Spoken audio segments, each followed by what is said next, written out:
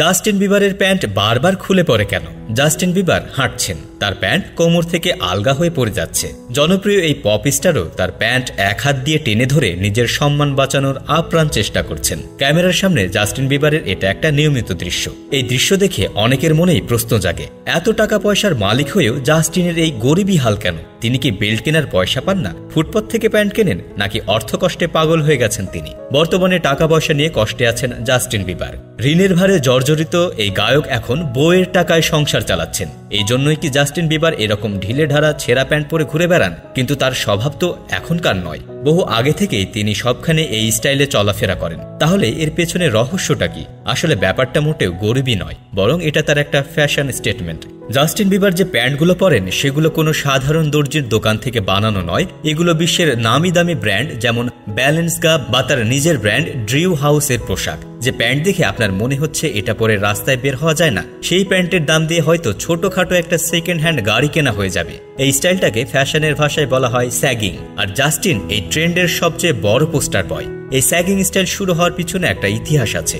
90-এর দশকে আমেরিকার জেলগুলোতে কয়েদিদের বেল্ট পরতে দেওয়া হতো না। র্যাপার ও হিপ হপ শিল্পীরা এই স্টাইলকে বিশ্বজুড়ে জনপ্রিয় করে তোলে। জাস্টিন বিবার মোটামুটি অল্প বয়স থেকে এই সংস্কৃতি দ্বারা বেশ প্রভাবিত।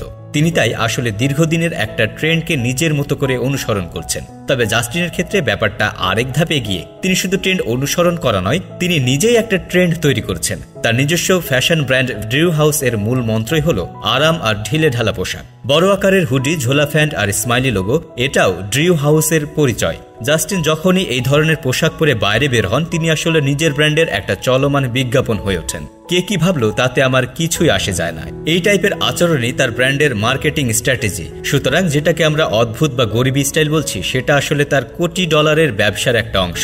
এই ধরনের ফ্যাশনকে আজকাল ডাকা হয় স্কার্মো ফ্যাশন নামে। এই স্টাইলের মূল ভাব হলো পোশাককে এমনভাবে পরা যেন মনে হয় কোনো রকমে আলমারি থেকে বের করে গায়ে চাপিয়েই বাইরে এসেছেন। দামি ব্র্যান্ডের হুডির সাথে সস্তা দেখতে ঢোলা প্যান্ট, তার সাথে আবার ক্রক্স জুতা।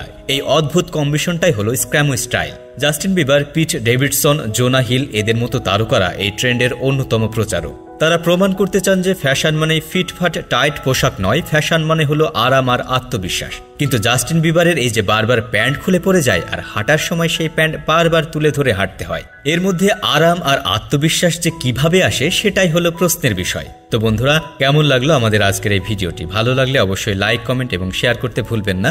এতক্ষণ আমাদের সাথে থাকার জন্য অসংখ্য ধন্যবাদ।